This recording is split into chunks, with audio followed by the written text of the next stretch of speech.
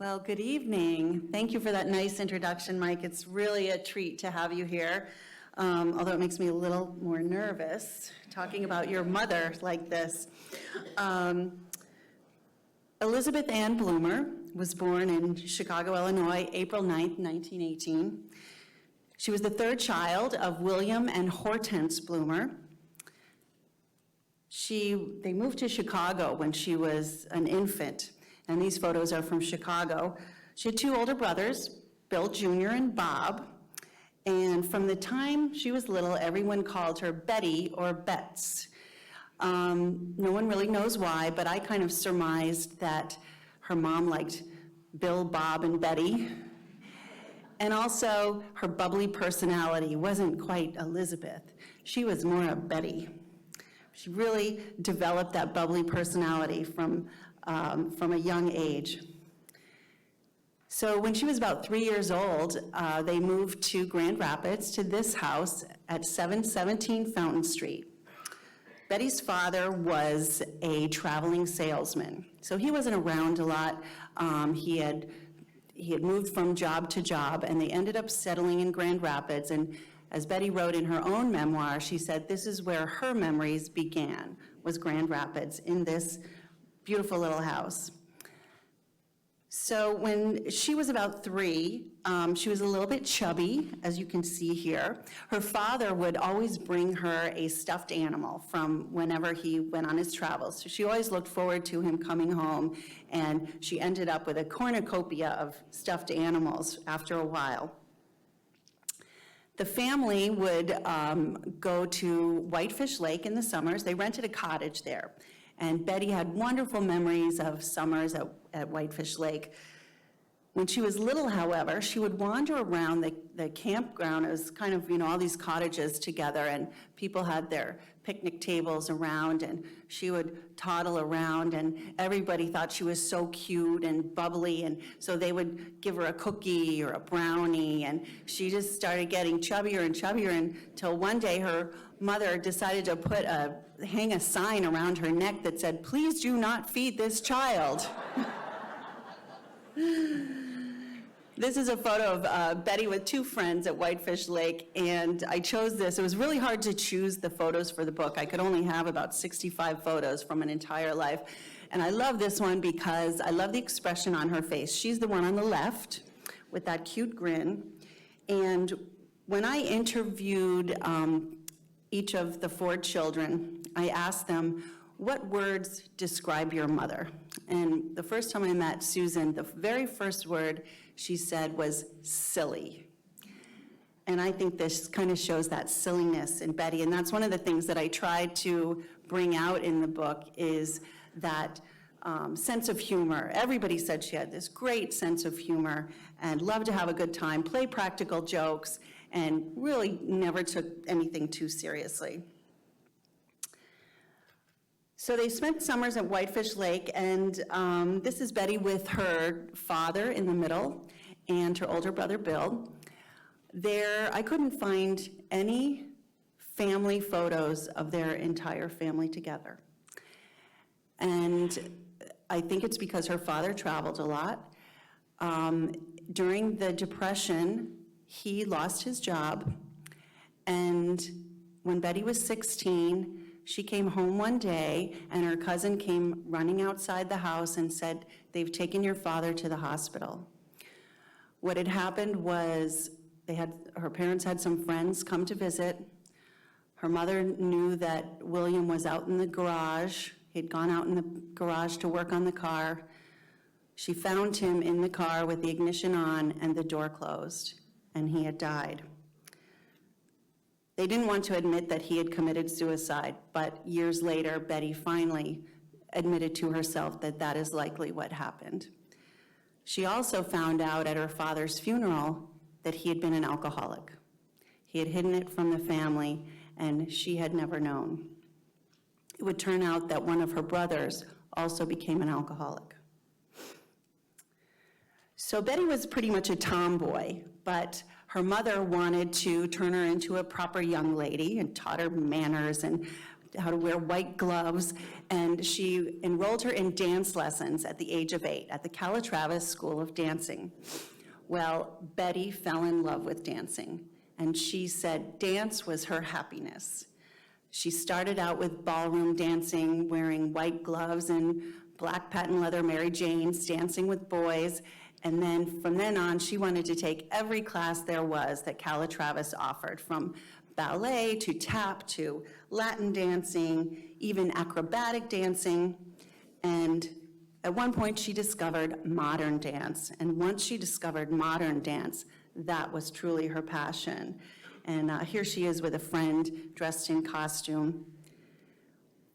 When Betty was a senior in high school, she was admitted to Bennington College. She was invited, actually, to attend a summer dance program at Bennington College in Vermont, and this was a dream come true. She went for 6 weeks and did nothing but eat, sleep, live, breathe, dance, and that was just the joy for her.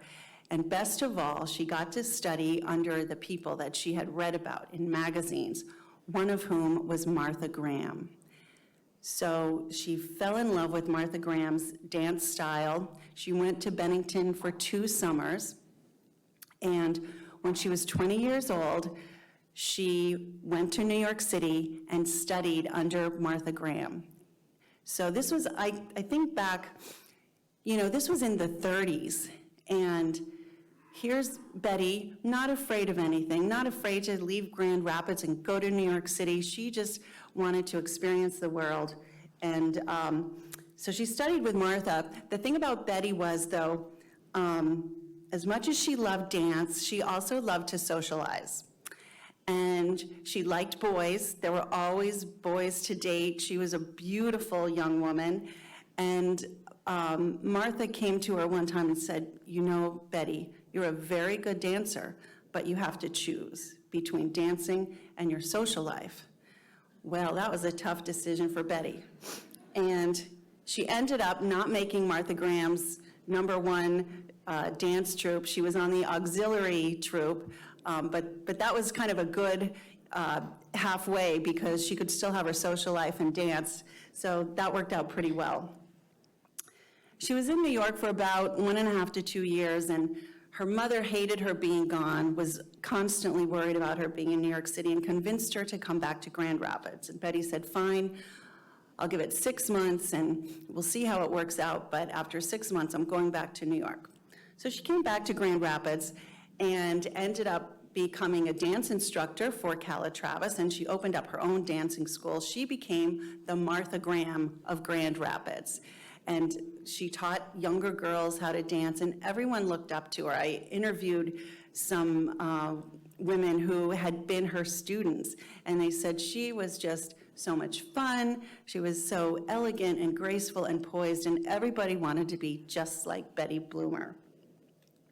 So in order to earn a living, she was a fashion coordinator at Herpelsheimer's department store. She would comment on the fashion shows, and the models would come and she would explain what they were wearing, and then she also modeled herself for Herpelsheimer's. And so she had a great sense of style, and she loved clothes. When she would do the dance performances, a lot of times she would create the costumes, and she would make drawings for the costumes. So she just loved everything about fashion and dance. So while she was back in Grand Rapids, she dated. She did a lot of dating. Her brother said there were always boys lined up for Betty.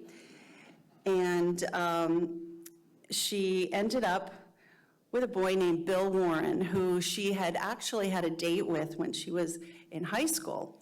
And they had gone to a dance, and Bill Warren snuck out of the dance and went into the parking lot with some boys and had a couple of beers. Well, when he came back, Betty slapped him in the face and said, "Don't you ever talk to me again." She was not going to allow a boy to treat her like that. And I admire that, that empowerment that she had at that young age. Well, as it turned out, when she came back, she ran into Bill Warren again, and he was a tall, blonde, good-looking man. I think she had a penchant for tall blondes. But they ended up getting married in 1942. Betty was 24 years old. And I don't know how many of you knew that she had been married before. So she became Betty Warren. Well, she would refer to that as the 5-year misunderstanding.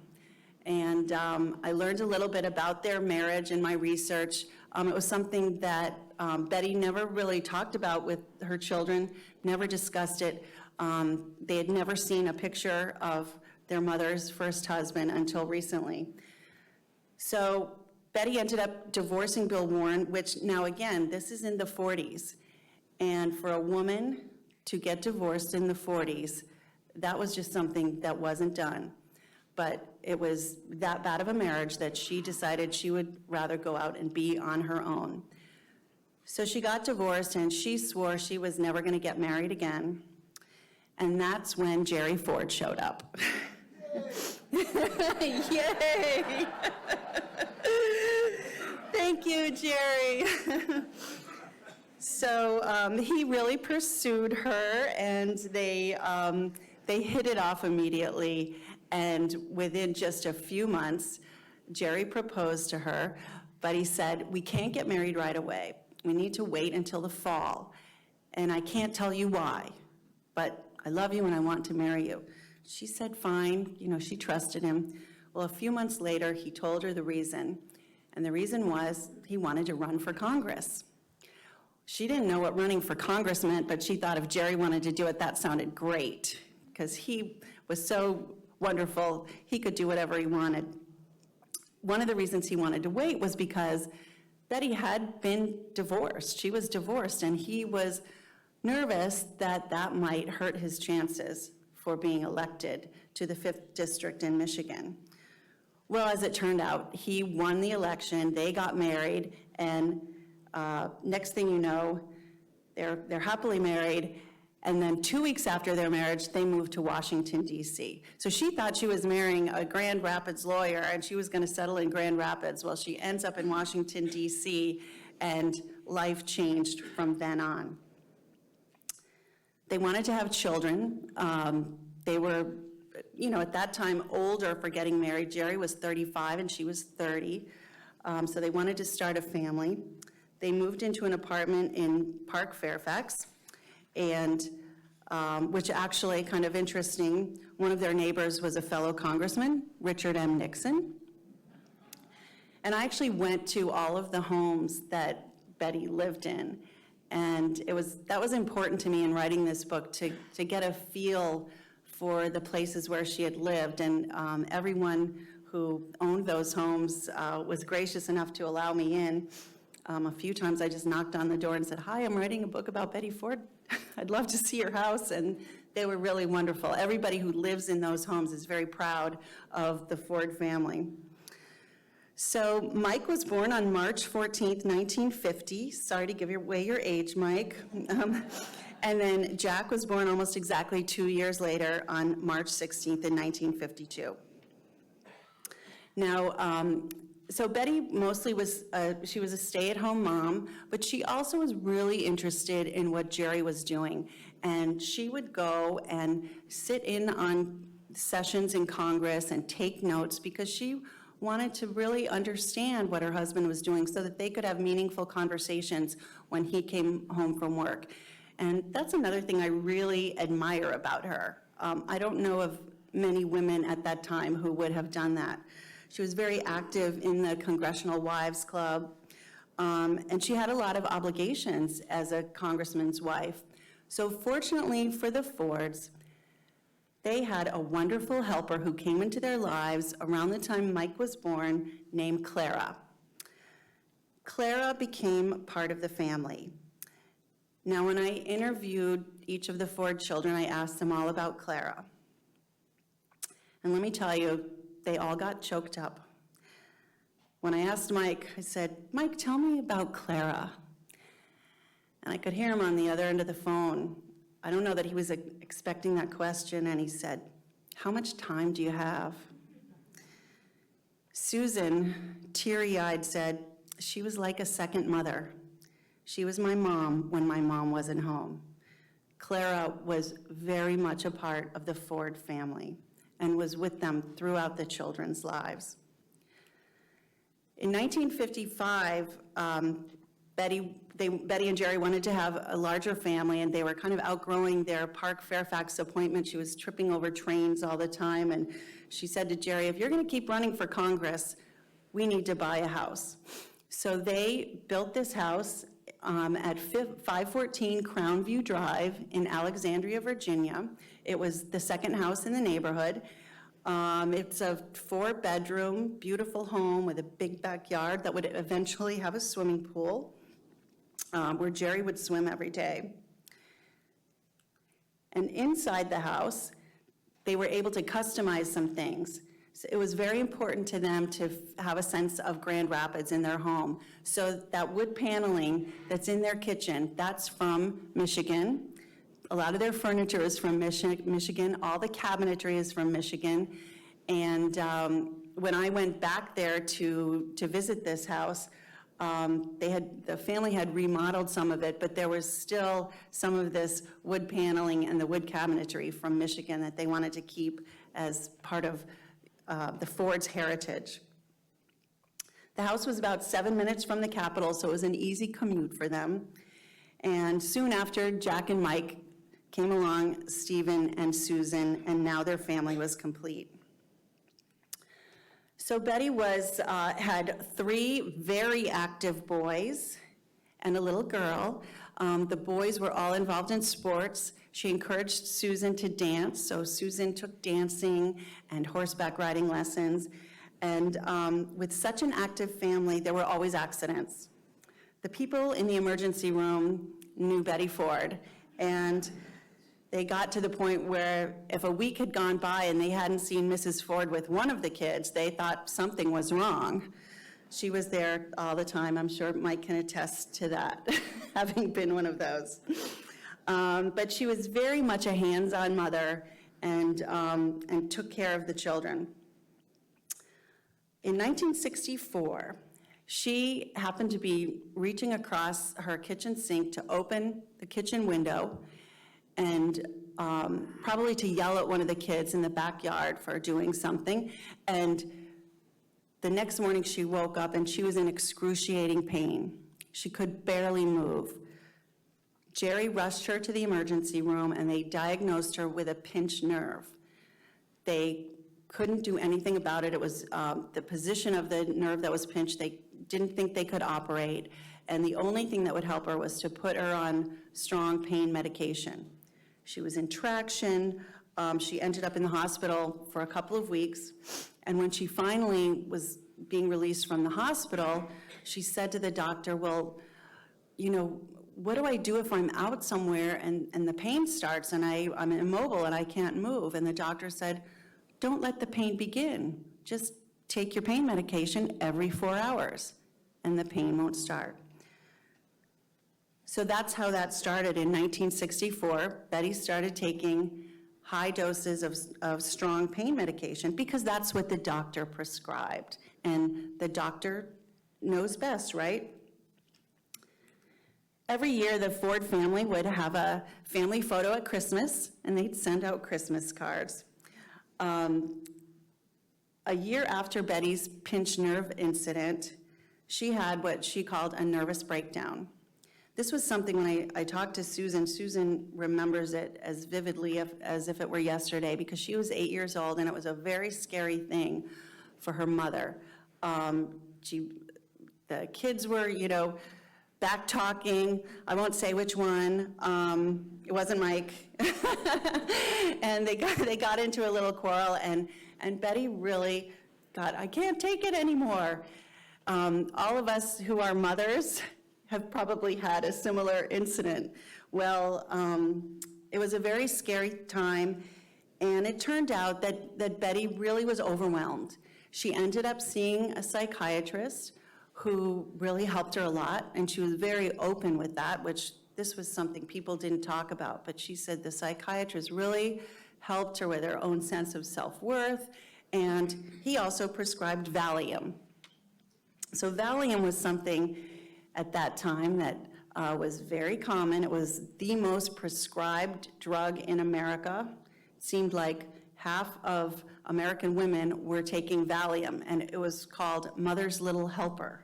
That's how common it was, that women were feeling this sense of, isn't there more to life than staying home and raising kids?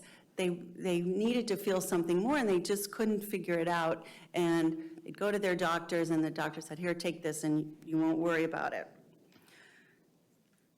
So the Ford family also loved skiing. Jerry learned how to ski when he was a young man, and he absolutely loved it, so he wanted to teach all of the kids to ski. So that was something they did every Christmas. That was the time they had when school was out and Congress was out. They could go up to Boyne Mountain for a week or two here in Michigan, until one year there was not very much snow there, and one of their friends had started a little resort out in Vail, Colorado, and convinced them to go out and see Vail. Well, once they went out to Vail, they didn't return to Boyne Mountain, Michigan. And Vail became their second home. In summers and at Christmas, that was where they went. So all this time, Jerry was rising up through the ranks in Congress. He kept getting reelected, and his goal was to be Speaker of the House. Well, he got to the point where he was a minority leader because the Republicans weren't in control. And then in 1968, Richard Nixon and Spiro Agnew were elected, and then again won overwhelmingly in 1972. And Betty had said, Jerry, I'm getting kind of tired of this. You're traveling all the time. I thought I was marrying a Grand Rapids lawyer. I never see you. And he promised her that after the next election in 1974, he would run one more time in 1974 for Congress, and then in 1975, he would announce his retirement. Made a blood oath promise, and Betty knew that Jerry Ford didn't lie, so she took him for his word. Well, a few things happened, as we all know. Spiro Agnew ended up resigning, and President Nixon needed to nominate a vice president.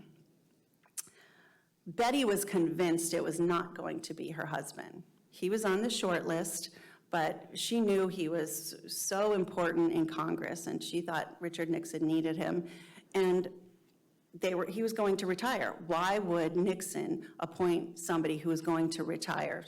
She was just in complete denial, so much so that she and Susan made a little bet, because Susan thought it was going to be her father. She really was hearing the rumors, and she thought that Nixon was going to choose her father. So they had a $5 bet. Well, Betty lost that $5 bet. And in December of 1973, he was sworn in as vice president. And right there, he kisses his wife, Betty, passionately in front of everyone. And this was something that just wasn't done. And look at the expression on the face. Whoa, what are you doing? But this is just one instance of the deep love between Jerry and Betty Ford. There are so many photos of them where you can just sense the love. It's not put on. They always wanted to touch each other and hold each other. They loved kissing in public, no problem.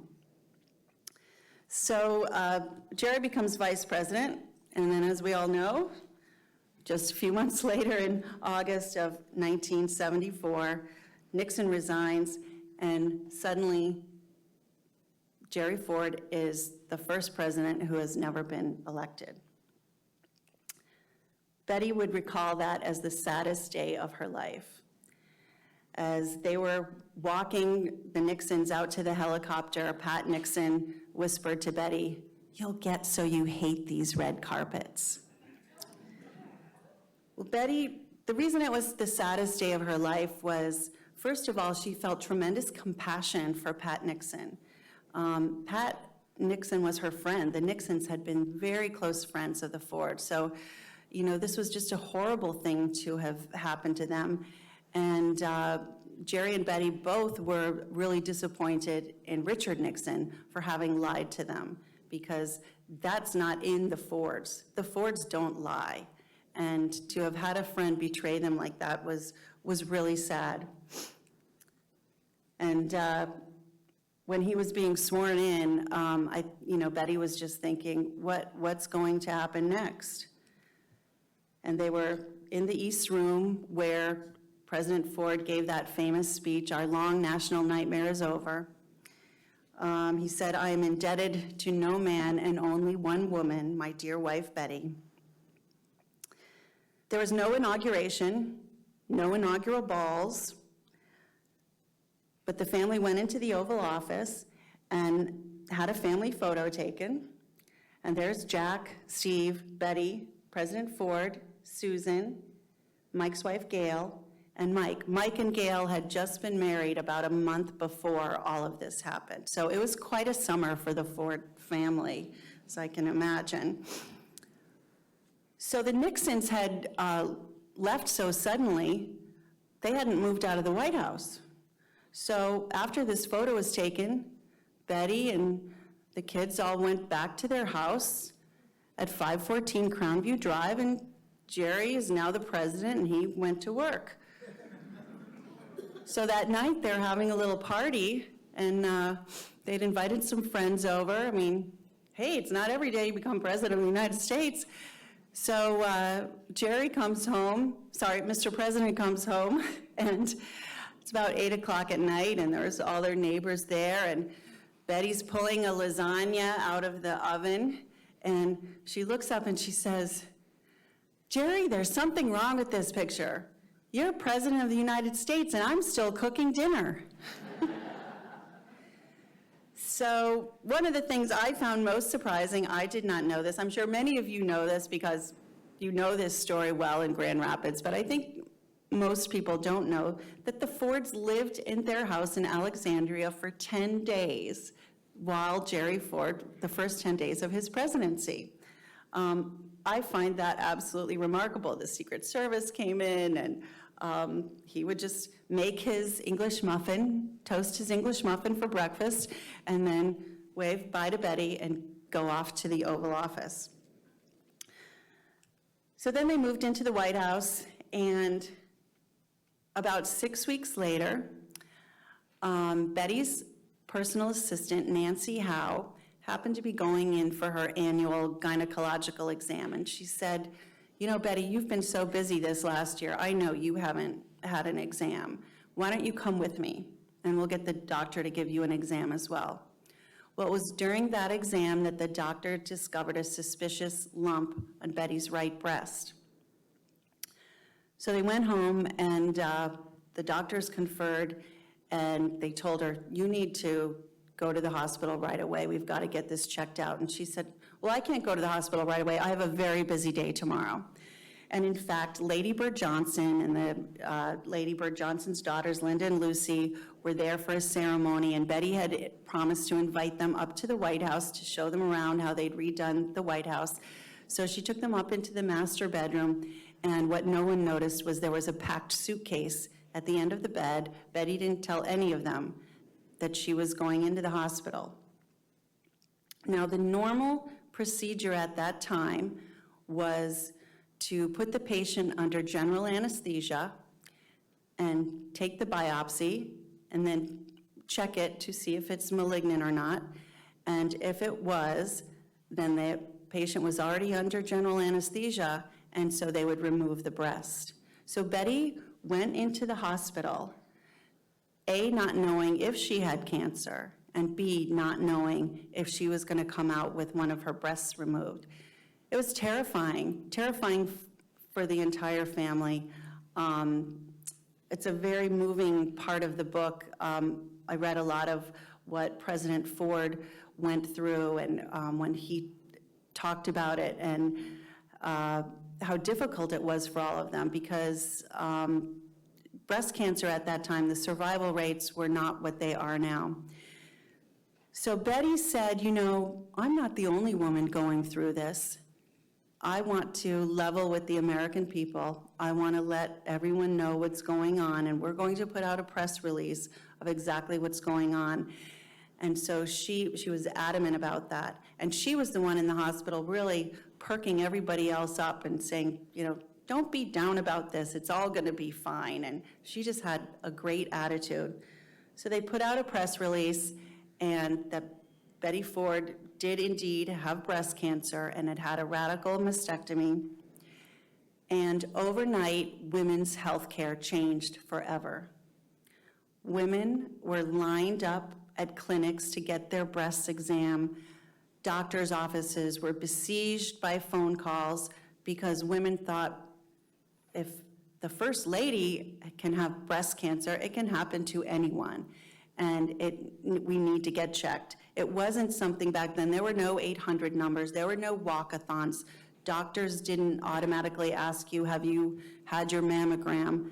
It really wasn't talked about. It was a time when you couldn't say the word breast on television. People whispered about cancer, and suddenly newspapers were now having diagrams of breasts and showing women how to do self-exams. And that was all because Betty Ford decided to speak out about her own issue. Jerry came to visit her one day in the hospital, and he brought a football that was a gift from the Washington Redskins coach. They had won their previous game, and all the players had signed it.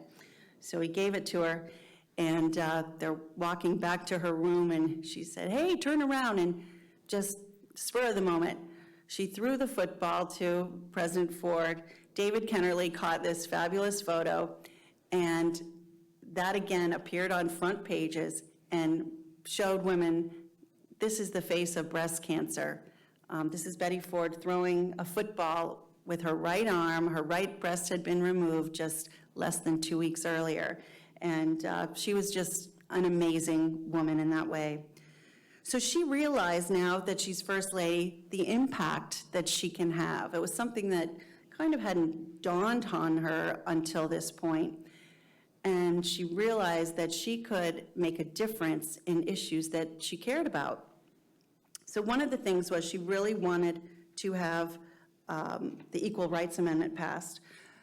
This was not very popular in the Republican Party, and not something that President Ford's advisors really wanted her going out and speaking about.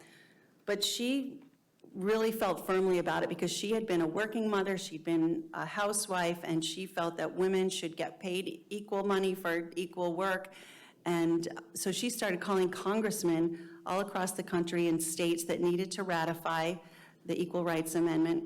And when there were protesters that came around protesting that she couldn't use taxpayer dollars to make these phone calls, she went out and had her own phone line installed into the White House and made calls from that phone. So she paid for it herself, so she wasn't using taxpayer dollars. So a year after President Ford had taken office and Betty had become First Lady, she agreed to do an interview with 60 Minutes. I'm going to play you a little clip, and I want you to think about, this is 1975, think about these questions that the reporter, Morley Safer, is asking the First Lady, and imagine if a reporter today were to ask our current First Lady or any of the previous recent First Ladies these questions. Politician. Well, a year ago this weekend, Jerry and Betty Ford found themselves in the unsought position of President and First Lady. When we went to the White House to chat with Betty Ford, we expected to find, quite honestly, a rather bland and predictable political wife. We found instead an open woman with a mind of her own, prepared to talk about anything, no taboos. I told my husband, if we have to go to the White House, okay, I will go. But I'm going as myself, and it's too late to change my pattern, and if they don't like it, then they'll just have to throw me out. Among the things you have spoken out about are abortion, which is kind of a taboo subject for the wife of the president. It's one of those things that... When you ask a question, you have to be honest exactly how you feel. And I feel very strongly that it was the best thing in the world when the Supreme Court voted to legalize abortion and, in my words, bring it out of the backwoods and put it in the hospitals where it belonged. I thought it was a great, great decision. You've also talked about young people living together before they're married. Well, they are, aren't they? Indeed they are. Well, what if Susan Ford came to you and said, Mother, I'm having an affair? Well, I wouldn't be surprised. I would think she's a perfectly normal human being, like all young girls. If she wanted to continue it, I would certainly counsel and advise her on the subject. And I'd want to know pretty much about the young man that she was planning to have the affair with, whether it was a worthwhile encounter or whether it was going to be one of those. She's pretty young to start affairs. Do you think Betty Bloomer would have been the kind of girl who would have at least experimented with marijuana when you were growing up? Oh, I'm sure when I was growing up at their age, I probably would have been interested to see what the effect. I never would have gone into it as a habit or anything like that.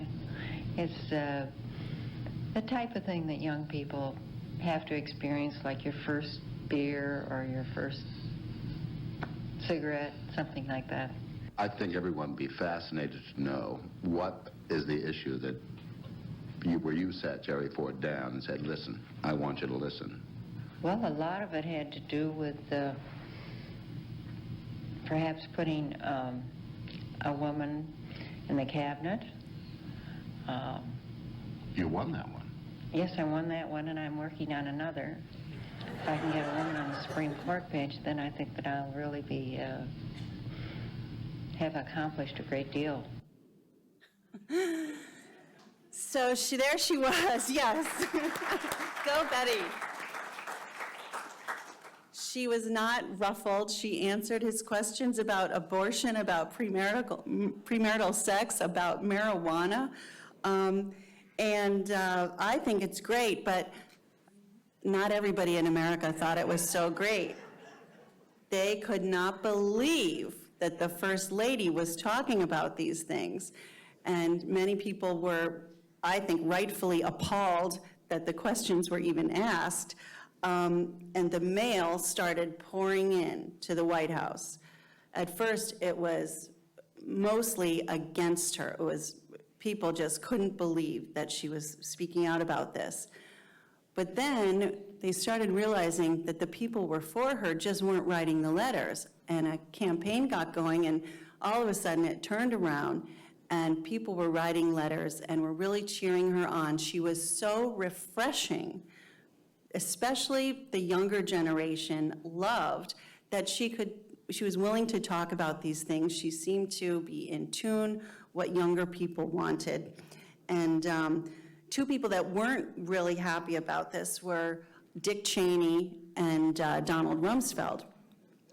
And they actually went to President Ford and said, listen, you need to talk to Betty. She can't be going around saying these things. She can't be speaking her mind like this. And President Ford looked at them and said, if you want to tell her that, go right ahead.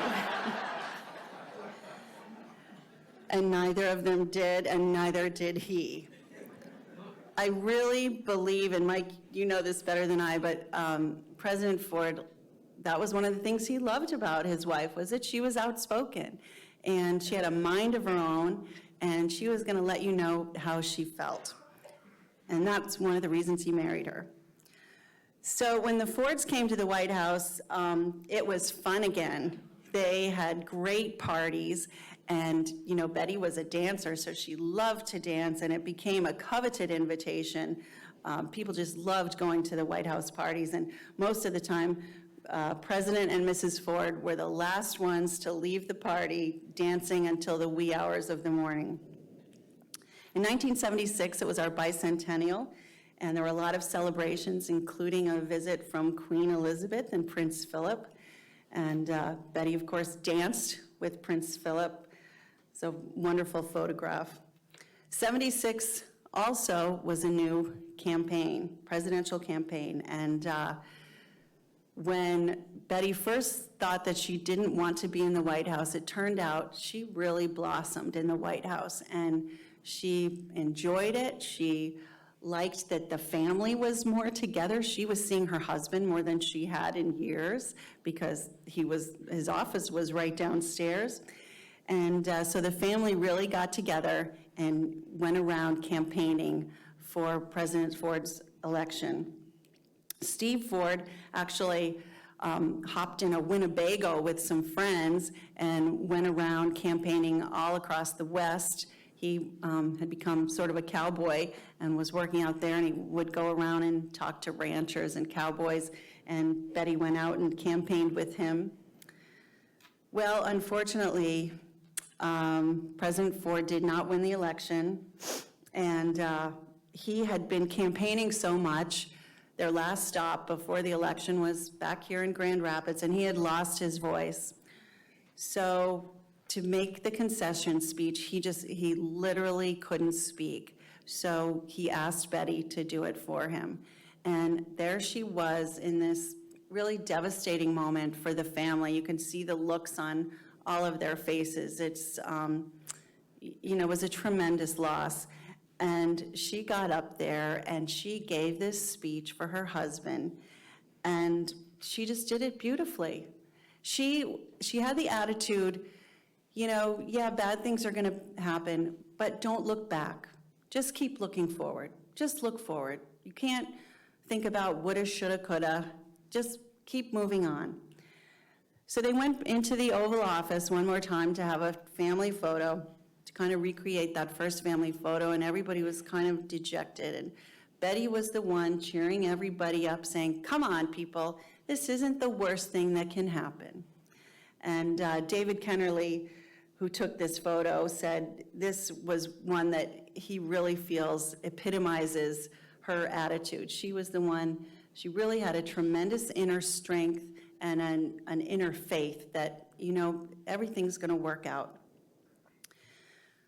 So they stayed in the White House until the inauguration in January of 1977, and on their last full day in the White House, January 19th, they were walking around. Betty was saying goodbye to the staff, and David Kennerly, the photographer, was with her, and they walked by the cabinet room, and Betty said, David, I've always wanted to dance on the cabinet room table.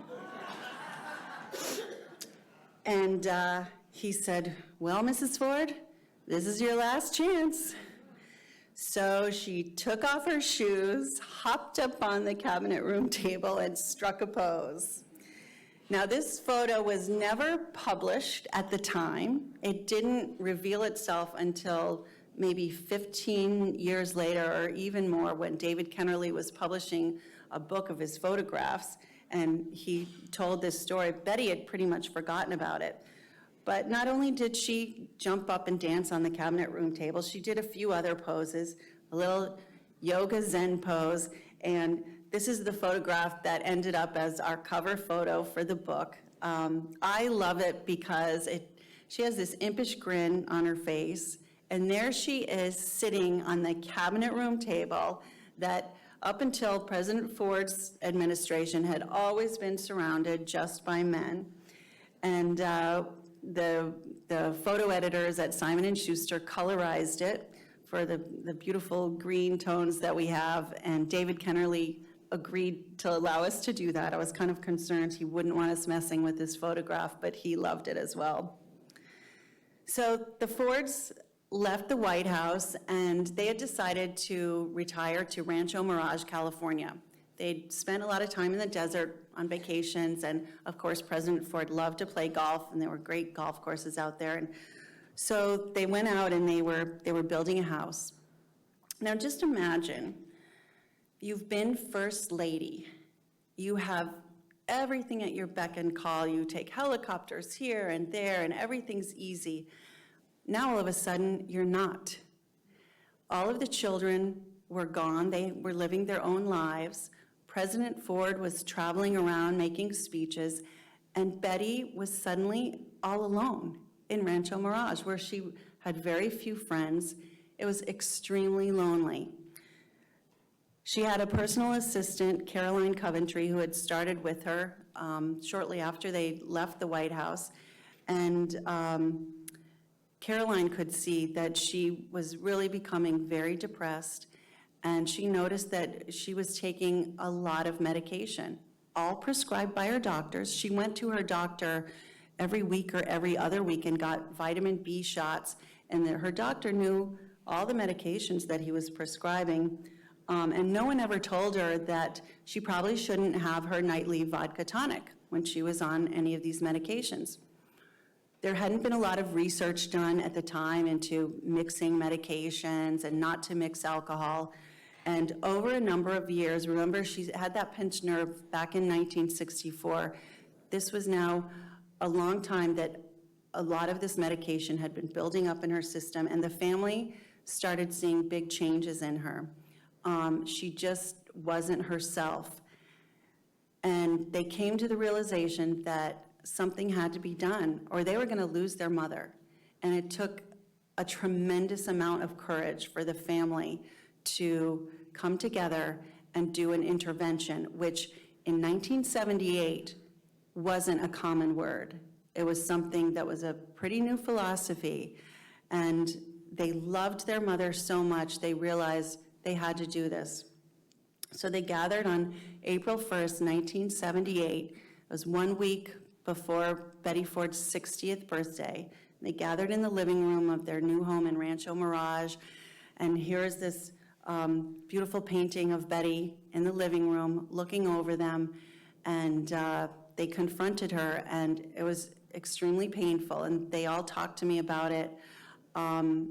I think it's a very moving part of the book, and something that's important because I know that so many other families are facing the same thing. When you have somebody struggling in your family with addiction, you just don't know what to do. You don't know how to help them, and I hope that this story will help others. Well, as we all know, Betty did agree to get help. She got well, and a year later, there was an intervention for her friend, Leonard Firestone.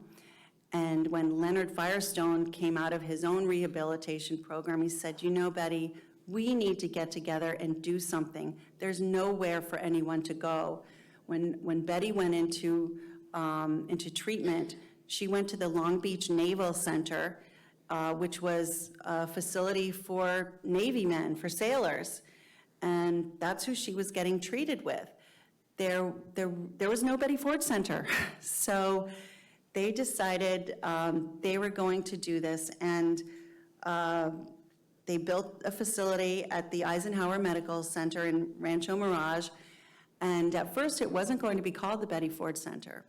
Betty went around and raised a lot of money with Leonard Firestone, and then they said, you know, we really need to have a better name for this. They had some long name they were calling it, and they said, we think it should be called the Betty Ford Center. And at first, she really wasn't so sure she wanted to do that. She wasn't sure that she wanted that responsibility. And then she also wondered how it would affect her family, living with that forever. And she asked her husband and all the children, and they were so proud of her that they said, of course, we want you to call it the Betty Ford Center, and we support you 100%. So from the moment she put her name on the Betty Ford Center, it wasn't just putting her name on it. She was there with a hard hat. She was there supervising the whole facility. She picked out every painting, the carpeting, the curtains. She was very involved, and then when they had their first patients, when the Betty Ford Center opened in October 1982, she would go once a month and give a talk to all of the patients, and she would start out and say, hello, I'm Betty, I'm an alcoholic. One of her stipulations was that in the Betty Ford Center, there would always be an equal number of beds for women as for men, because in the other treatment centers that were available at the time, it was about 90% men and only 10% women, because women, they weren't coming forward, they didn't have the time to leave their families for 30 days, And usually if they went to their doctor or to the hospital with a problem, they were just admitted into the mental health facility. So they weren't being treated for their disease. So this was very important to her. And to this day, the Betty Ford Center is the only treatment center in the world that has an equal number of beds for women as for men. In 1991, she was presented with the Presidential Medal of Freedom by President George H.W. Bush, among hundreds of other awards that she received throughout her life. She was just incredible. She continued speaking out on behalf of women's rights and, just never stopped working for the causes that she believed in. On December 26, 2006, she lost her beloved husband, and she always called him her boyfriend. The flag that was on his casket was folded up, and she slept with that on her pillow next to her for the next 5 years. After he died, she missed him terribly, and she really felt like she herself didn't have a reason to live. Her granddaughters told me she loved watching Dancing with the Stars, but she would often say, "I just want to go and be with my boyfriend." Well, on July 8th, 2011, she got her wish, and on July 14th, what would have been President Ford's 98th birthday, Elizabeth Ann Bloomer Ford was laid to rest in the tomb alongside her husband near the Gerald R. Ford Presidential Museum in Grand Rapids. And as family and friends mourned the woman they loved and admired, amid the grief, there was joy, because no one doubted that Jerry and Betty were finally together again. I never knew Betty Ford, but you can tell I have become very attached to her. And it's impossible to quantify her legacy or to overstate it. So many things that we take for granted came as a direct result of her candor and her courage. Betty made it okay to talk publicly about breast and cancer, and by encouraging that conversation and then working tirelessly to keep it going, funding for research, education, and care has grown exponentially.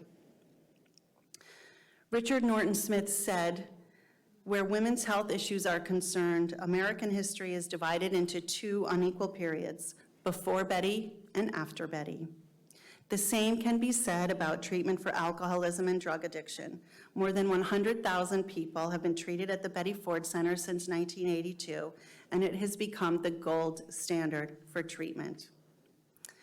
Betty Ford was truly an amazing woman, and I hope that her story now will be a great inspiration and role model for a new generation of women and girls, and I'm honored to have had the opportunity to share her story with you. Thank you.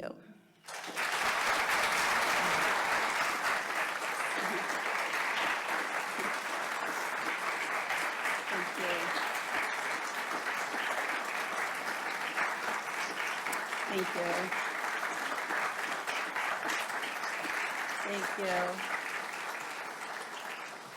Now, a couple of questions. I'd be delighted to answer some questions. Anybody have? Yes, sir. Yes. Please tell us what the most surprising thing was that you discovered in the course of all that research. What was the most surprising thing I discovered in the course of all my research? Well, to be perfectly honest with you, I knew very little about Betty Ford when I first started this project.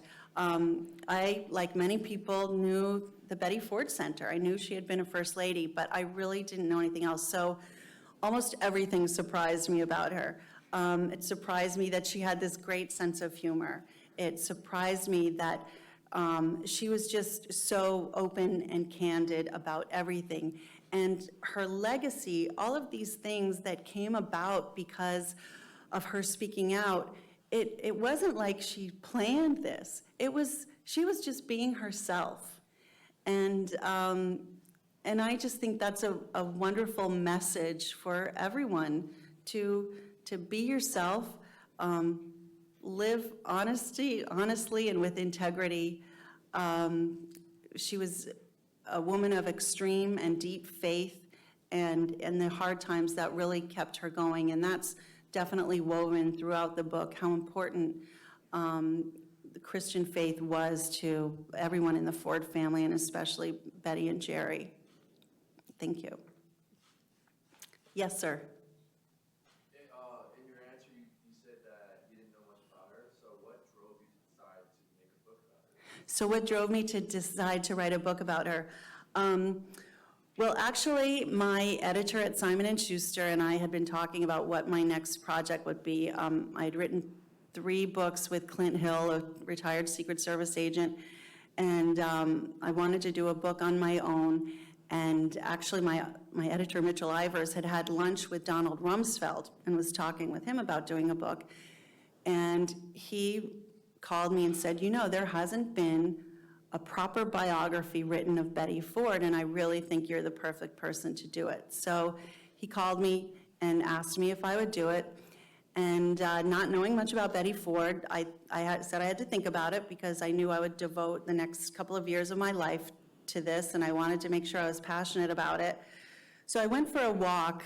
I live in the San Francisco Bay Area, and I went for a little walk by myself, and I'm not kidding you. I must have run into 5 people wearing University of Michigan sweatshirts. Okay, I live in San Francisco.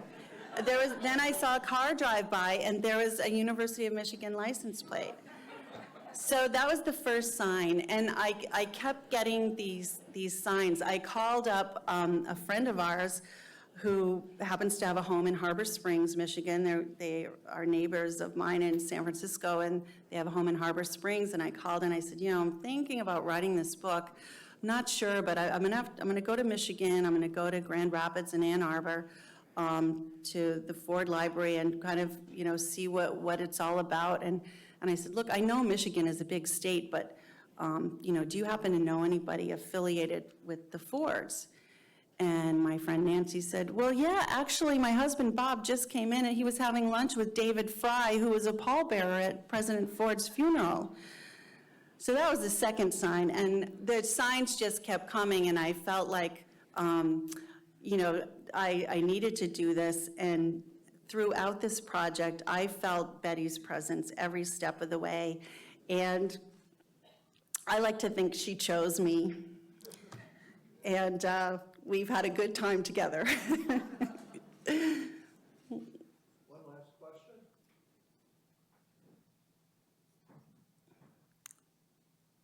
Okay, well, thank you so much for coming. I hope you'll buy the book, enjoy the book. It's a beautiful story of a beautiful woman. Thank you.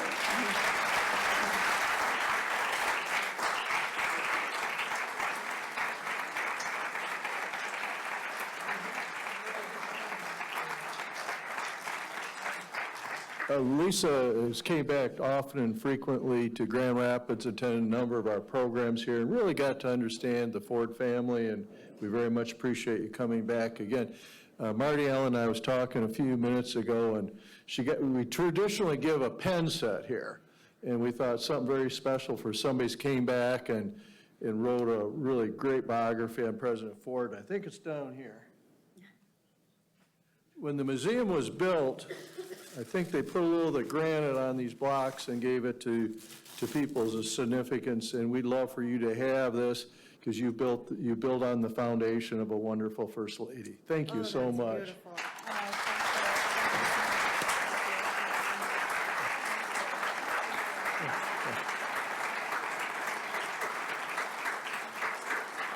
If you'd like to know more about our programs, feel free to sign up to get on our email list, become a friend of Ford. This happens with the generosity of a number of people here that have joined and become members of the Friends of Ford. And we have a lucky winner tonight where Friends of Ford get to enter a drawing. Danielle Himbaugh, is that how you pronounce that?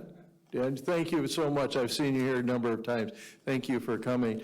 So please go out and enjoy some cookies, buy the book, and thanks everybody for coming on a lovely fall day. Thank you.